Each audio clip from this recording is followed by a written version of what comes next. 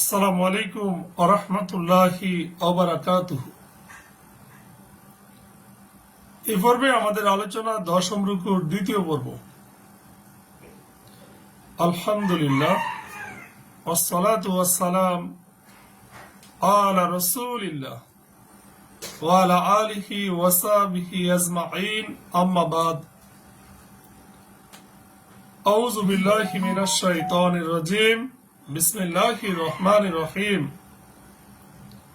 রব্বি ইশরাহ লি সাদরি ওয়া ইয়াসসির লি আমরি ওয়াহলুল উকদাতাম মিন লিসানি ইয়াফকাহু কাওলি। আয়াত 176। এরশাদ হচ্ছে, আল্লাহ তাআলা বলেন, কাযযাবাত আসহাবুল আইকাতিল মুরসালিন। আর আইকার অধিবাসী তারা রাসূলদেরকে অস্বীকার করেছিল, মিথ্যাবাদী বলেছিল। আইকার অধিবাসী মানে জঙ্গলের অধিবাসী, যাদেরকে বলা হয় বনের অধিবাসী। তো ইউসুফ আলাইহিস সালামের পরে আল্লাহ তাআলা নবী শুআয়ব আলাইহিস সালামকে পাঠান। তার জাতি ছিল মাদাইন জাতি। আর এই মাদাইন ছিল শুআয়ব আলাইহিস সালামের জাতির এক পূর্বপুরুষের নাম। অর্থাৎ এই জাতিকে আইকার অধিবাসী এজন্য বলা হয়, ওই এলাকাটা ঘন বন জঙ্গলে ঘেরা ছিল, এজন্য আইকা মানে জঙ্গলকে বলা হয় আইকা।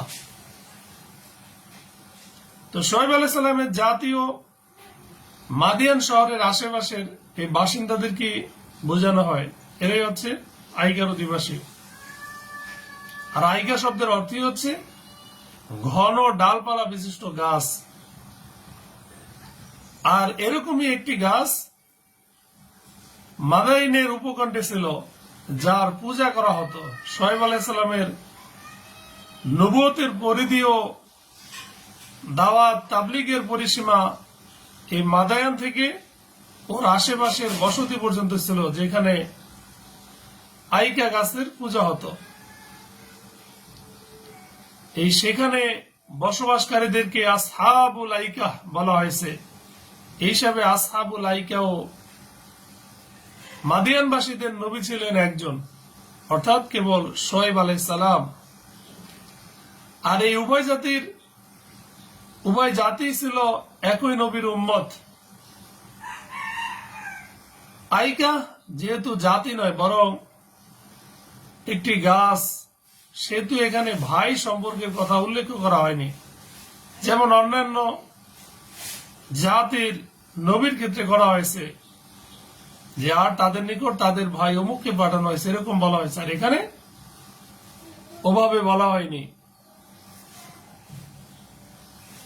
85 নম্বর আয়াতে যেটা আসছে সেটা হচ্ছে, ওয়াইলা মাদিয়ানা আখাহুম শুআইবা। তো এখানে মূল বিষয় হচ্ছে যে যাদের নিকট পালাক্রমে শুআয়ব আলাইহিস সালামকে পাঠানো হয়েছিল, একবার মাদিয়ানের দিকে ও আরেকবার আসহাবুল আইকার দিকে।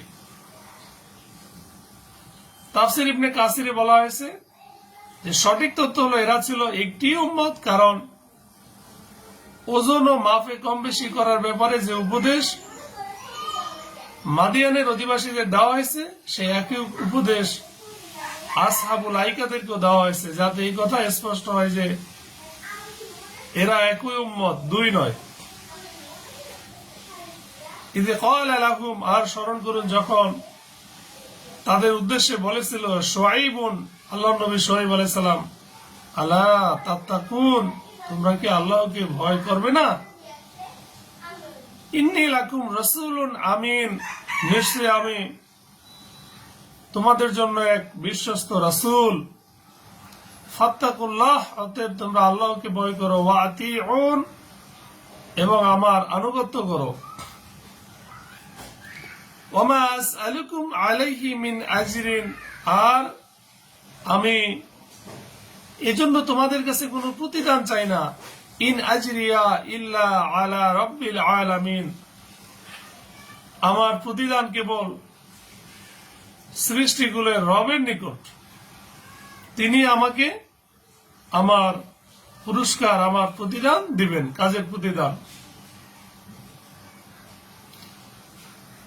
তিনি তাদেরকে বললেন, মাফ পূর্ণ মাত্রায় প্রদান করো এবং যারা মাফে কম দেয় তাদের মতো হয়েও না। তার মানে হচ্ছে, যখন তোমরা লোকদেরকে মেপে দাও তখন সেরূপ পূর্ণভাবে দাও যেরূপ তাদের কাছ হতে নেওয়ার সময় পূর্ণ মাপে নিয়েছিলে। আর দেওয়ার ও নেওয়ার মাপযন্ত্র আলাদা আলাদা রাখবে না, যাতে দেওয়ার সময় কম দেবে এবং নেওয়ার সময় পূর্ণ নেবে। আর সঠিক দাড়িপাল্লায় ওজন করো, অর্থাৎ ওজন করার সময় দাড়ি মারবে না, বরং সঠিক ও পূর্ণভাবে ওজন করো। লোকদেরকে তাদের প্রাপ্য বস্তু কম দিও না এবং পৃথিবীতে বিপর্যয় ঘটায়ও না। তার মানে হচ্ছে আল্লাহর অবাধ্য হয়েও না, কারণ আল্লাহর অবাধ্য হলে পৃথিবীতে ফাসাদ ও অশান্তি ছড়িয়ে যায়। তিনি আরো বললেন, এবং ভয় করো তাকে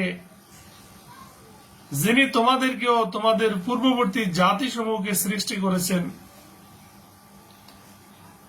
তারা বলল, এই দাওয়াতগুলোর পরিপ্রেক্ষিতে মাদেনবাসী, আইকাবাসী বলল, তুমি তো জাদুগ্রস্তদের অন্তর্ভুক্ত, নাউজুবিল্লাহ, তুমি কেবল আমাদের মতো একজন মানুষ, আর আমরা তোমাকে অবশ্যই মিথ্যাবাদীদের অন্তর্ভুক্ত বলে মনে করি, নাউজুবিল্লাহ।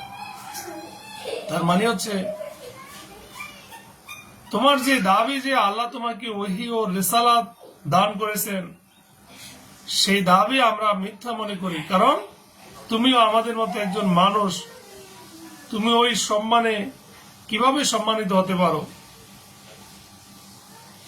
অতএব তুমি যদি সত্যবাদী হও তাহলে একখণ্ড আকাশ আমাদের উপর ফেলে দাও, নাউজুবিল্লাহ। এটি তারা শোয়েব আলাইহিস সালামের শাস্তির ভয় দেখানোর প্রত্যুত্তরে বলেছিল যে, যদি তুমি বাস্তবেই সত্যবাদী হও তাহলে যাও, আমরা তোমাকে মানি না, আমাদের উপর আকাশ ভেঙে ফেলাও দেখি। সে বলল, আমার প্রতিপালক ভালো জানেন তোমরা যা করো। অর্থাৎ তোমরা যা কিছু কুফরি ও শিরক করেছো, মহান আল্লাহ তাআলা তা প্রত্যক্ষ করেছেন, আর তিনি তার প্রতিদান দেবেন। যদি চান তাহলে পৃথিবীতেই দিয়ে দিবেন। আযাব ও শাস্তি তারই এখতিয়ারভুক্ত। সুতরাং তারা তার প্রতি, শোয়েব আলাইহিস সালামের প্রতি মিথ্যারোপ করল, ফলে তাদেরকে মেঘাচ্ছন্ন দিনের শাস্তি গ্রাস করল। এ তো ছিল এক ভীষণ দিনের শাস্তি। তো মূল ঘটনা হচ্ছে যে, আল্লাহ তাআলা এই অধিবাসীদের উপর, এই সম্প্রদায়ের উপর তীব্র গরম চাপিয়ে দেন, ফলে তারা গৃহের ভেতরে ও বাইরে কোথাও শান্তি পেত না। এরপর তিনি তাদের নিকট এক মাঠের উপর গাঢ় কালো মেঘ প্রেরণ করেন। এই মেঘের নিচে সুশীতল বায়ু ছিল। গরমে অস্থির এই সম্প্রদায় দৌড়ে দৌড়ে এই মেঘের নিচে জমায়েত হয়ে গেল। তখন তাদের উপর আল্লাহর সুনির্ধারিত শাস্তি এসে গেল, আর তারা সবাই ধ্বংস হয়ে গেল।